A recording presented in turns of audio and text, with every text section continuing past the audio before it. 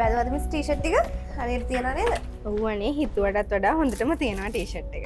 T-shirt ටිකත් හොඳට තියෙන නිසා මිස්ටර් පුදන් අපිට රිවිව් එකක් දාලා දෙන්න.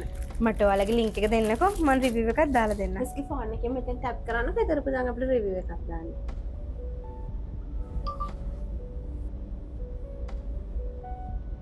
මේකත් ඔයාලගේ ප්‍රොඩක්ට් එකක්ද? ඔව් මිස්.